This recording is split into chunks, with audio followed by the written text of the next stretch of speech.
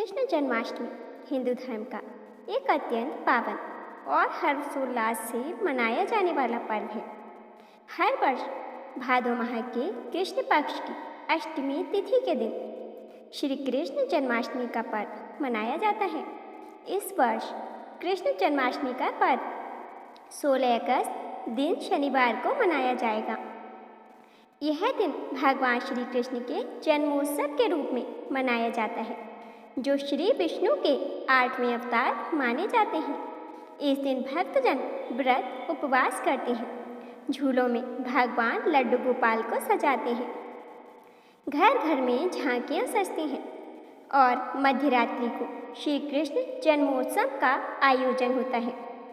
साथ ही जन्माष्टमी के दिन भगवान को भोग लगाने की विशेष परंपरा है। शास्त्रों के अनुसार भगवान को वही भोग अर्पित करना चाहिए जो उन्हें प्रिय हो और जो सात्विक हो। भोग लगाने का उद्देश्य केवल भोजन अर्पण करना नहीं है, बल्कि यह प्रेम, भक्ति और समर्पण का प्रतीक है।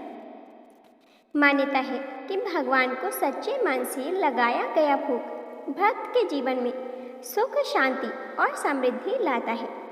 चलिए दोस्तों, जानते हैं कि कृष्ण जन्माष्टमी के पावन पर्व पर भगवान श्री कृष्ण जी को किन चीज़ों का भोग लगाना चाहिए। नंबर 1, साग। दोस्तों, आपको बता दें कि भगवान श्री कृष्ण जी को साग अत्यंत प्रिय है। मान्यताओं के अनुसार भगवान श्री कृष्ण जी ने दुर्योधन के 56 भोग को त्याग कर विदुर जी के घर जाकर साग खाया था। इसलिए आप लोग कृष्ण जन्माष्टमी के दिन भगवान श्री कृष्ण जी को साग का भोग जरूर लगाएं। इससे भगवान श्री कृष्ण आप पर जल्दी प्रसन्न होते हैं। नंबर 2, काले तिल। दोस्तों, भगवान विष्णु को तिल अर्पित करना बहुत अच्छा माना जाता है। भगवान श्री कृष्ण भगवान विष्णु के अवतार हैं, इसलिए भगवान श्री कृष्ण को भी काले तिल अत्यंत प्रिय हैं। इसलिए आप जन्माष्टमी पर काले तिल से बनी किसी भी चीज़ का भगवान कृष्ण को भोग जरूर लगाएं। नंबर 3, आटे या धनिया की पंजीरी। दोस्तों, जन्माष्टमी की पूजा में प्रभु श्री कृष्ण के भोग में आटे या धनिया की पंजीरी जरूर शामिल करनी चाहिए। मान्यता है कि धनिया की पंजीरी अर्पित करने से भगवान श्री कृष्ण प्रसन्न होते हैं। ऐसा करने से धन से जुड़ी हर तरह की परेशानी दूर हो जाती है। नंबर 4, रवा लड्डू। भगवान श्री कृष्ण को जन्माष्टमी पर रवा से बने लड्डू का प्रसाद चढ़ाएं। लेकिन दोस्तों, आपको इस बात का विशेष रूप से ध्यान रखना है कि इसमें केसर जरूर डालें। मान्यता है कि ऐसा करने से विवाह में आ रही परेशानियां खत्म होती हैं और शादी के योग बनते हैं।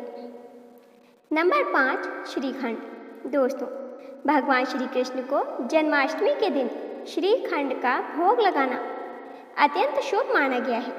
श्रीखंड दही से बनता है। कई राज्यों में भगवान श्री कृष्ण को श्रीखंड का भोग जन्माष्टमी के दिन लगाया जाता है। इसलिए आप जन्माष्टमी पर भगवान श्री कृष्ण को श्रीखंड का भोग जरूर लगाएं। नंबर 6, तुलसी पत्र। दोस्तों, भगवान कृष्ण को तुलसी पत्र काफ़ी प्रिय है। तुलसी का भोग लगाने से कान्हा काफ़ी प्रसन्न होते हैं। ऐसा करने से भगवान श्री कृष्ण की कृपा भक्तों पर बनी रहती है। नंबर 7, शहद। भगवान श्री कृष्ण को जन्माष्टमी के पावन दिन पर शहद का भोग जरूर लगाना चाहिए। शहद का भोग लगाना काफ़ी पवित्र माना जाता है। शुद्ध शहद का भोग लगाने से भगवान श्री कृष्ण को प्रसन्नता मिलती है। इससे जीवन में सुख, समृद्धि, ऐश्वर्य की प्राप्ति होती है। नंबर 8, पंचामृत। जन्माष्टमी का त्यौहार कान्हा का जन्म दिवस माना जाता है। इस दिन उनका पंचामृत से अभिषेक करें और दूध, दही, शहद, शक्कर मिलाकर पंचामृत का भोग लगाएं।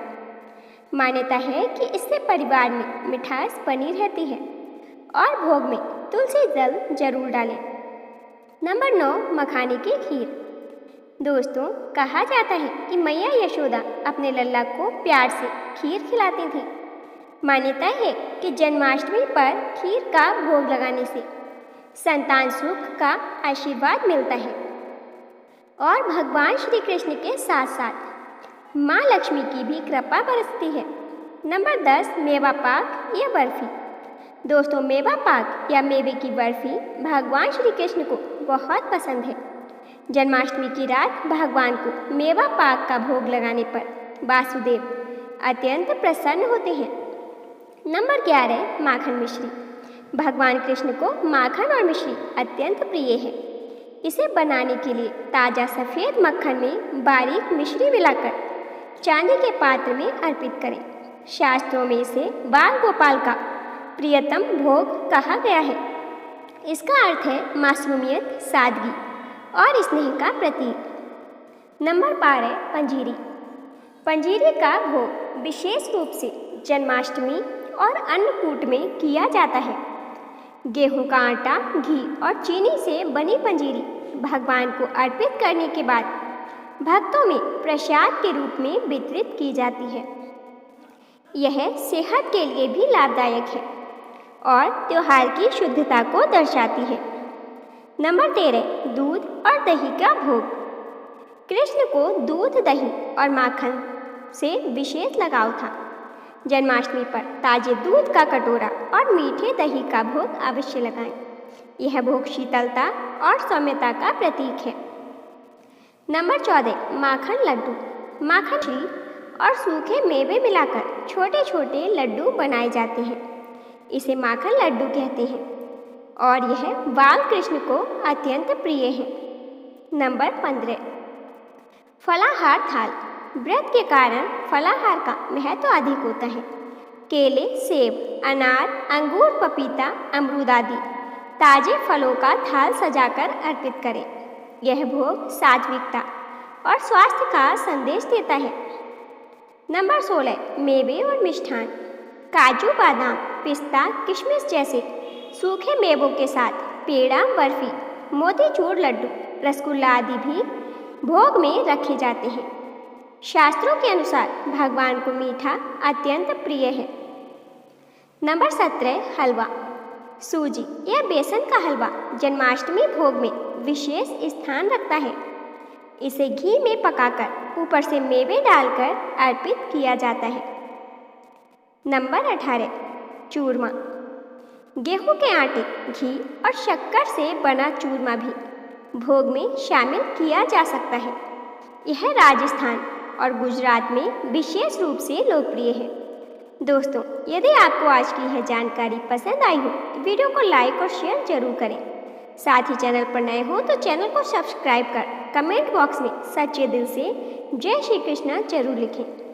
धन्यवाद।